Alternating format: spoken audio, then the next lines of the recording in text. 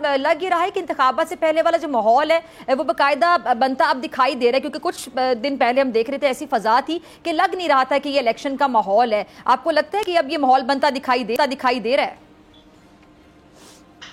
जी हाँ, लग रहा है कि दिखाई दे रहा है। जैसे आपने खुद बयान किया कि ये नवाज शरीफ भी आ रहे हैं वापस और साथ बिलावल भुट्टो ने भी अपना अनाउंस कर दिया। वैसे भी माहौल तो बना हुआ है, यानी कि एक तरफ इलेक्शन जल्दी करवाने की डिमांड है, दूसरी तरफ माहौल तो बना हुआ है। आप मरीम नवाज साहबा को देख रही हैं, कितने दिनों से वालिद की आमद के हवाले से वो जल्द से जुलूस कर रही हैं, लेकिन जाहिर है उनका वापस आना तो इलेक्शन से ही नत्थी है। दूसरी तरफ हम देख रहे हैं और पार्टीज जहां वो कह रहे हैं कि जल्दी इलेक्शंस करवाएं, वो इलेक्शंस की तैयारी भी कर रही है। माहौल तो बना हुआ है, हालांकि बहुत से सवालात अभी भी हैं कि भाई इलेक्शन में कौन लड़ेगा, किस तरह से होगा, किस तरीके से होगा, क्या एक ही पार्टी के लिए सब तैयारी की जा रही है, ये सब बातें हैं। बट बहरहाल इलेक्शन के हवाले से पॉलिटिकल एक्टिविटी बहरहाल काफी है, जैसे आपने खुद भी कहा।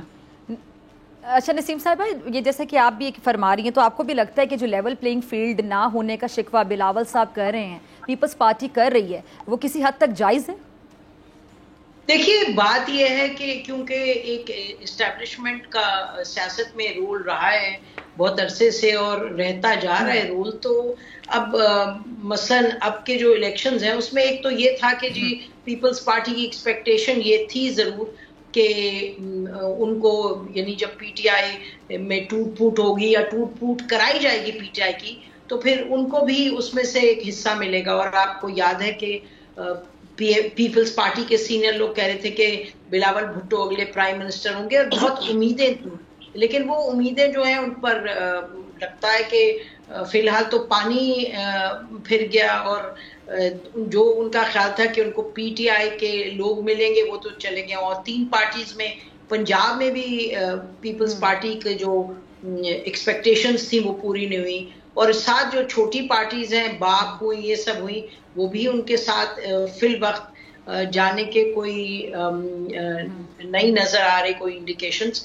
तो पीपल्स पार्टी को यकीनी तौर पे जब लेवल प्लेइंग फील्ड की बात करते हैं उनको शिकायत है। और फिर ये भी याद रखें कि जो हुकूमत इस वक्त है, हुकूमत वक्त है, उसमें बहुत से ऐसे लोग हैं जो कि पीएमएलएन के साथ रहे चुके हैं, भले से वो ब्यूरोक्रेट्स हों, लेकिन ब्यूरोक्रेसी का जो एक रोल रहा है पाकिस्तान में, तो वो सब जानते हैं कि वो उसका it calls the shots to a great extend, एक वो लॉयल्टी का भी फैक्टर होता है। तो ये सब चीजें हैं जिस पर के पीपल्स पार्टी सामने नजर आ रहा है कि वो नाला है। नसीम साहब, बिलावल साहब ने आज अपने खिताब में बोला कि जिस इलेक्शन की जो सियासत है उसने जमहूरियत का जनाजा निकाल दिया है। तो अब सवाल ये पैदा होता है कि आगे आने वाले इंतखाबात जनवरी में होते हैं, फरवरी में होते हैं, जब भी होते हैं, क्या गारंटी है कि वो शफाफ होंगे? जीतने वाले के अलावा हारने वाले मिनुअन अपनी हार को तस्लीम करेंगे? धांधली का, तारीखी धांधली का शोर हम नहीं सुनेंगे, या फिर आने वाली हुकूमत को सिलेक्टेड नहीं कहा जाएगा? देखिए, इसका जवाब तो किसी हद तक वो दे चुके हैं। JUI के जो लीडर हैं मौलाना फजलुर रहमान साहब, जो कि इत्तेहाद जो हुकूमत थी, इत्तेहादी हुकूमत का हिस्सा थे, उन्होंने कहा है कि सबको निकालें बाहर, सब इलेक्शंस लड़ें, उसमें चाहे आपके दोस्त हैं या दुश्मन है, इलेक्शन जब ही जायज होगा और फ्री और फेयर होगा जब सब के सब इलेक्शंस में लड़ेंगे। अब देखिए, ये तो वक्त की बात है कौन किस वक्त किसका फेवरेट हो जाए, कि अगर ये नजर नहीं आ रहा किसी को इस वक्त के इस वक्त भी फेवरेट्स हैं, तो फिर ये अपनी नजर की बात है।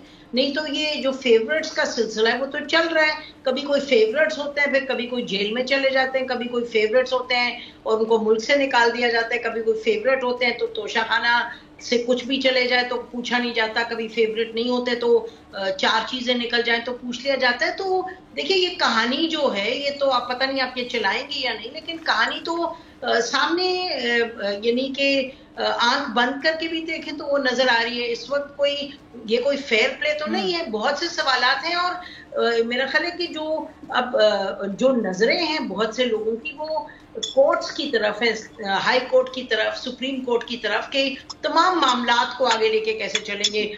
एक तरफ मामला है पीटीआई के साथ जो हो रहा है, उधर वो लोगों को पकड़ा है तो उधर वो आके स्टेटमेंट्स दे देते हैं। यानी कि हुदैबिया की जब स्टेटमेंट आई तो ये कहा गया कि जी अंदर बंद था तो इसलिए जो स्टेटमेंट दी गई वो जायज तो स्टेटमेंट नहीं हो सकती। अब आप देखिए लोग अगवा होते हैं और आके स्टेटमेंट्स हो जाती हैं।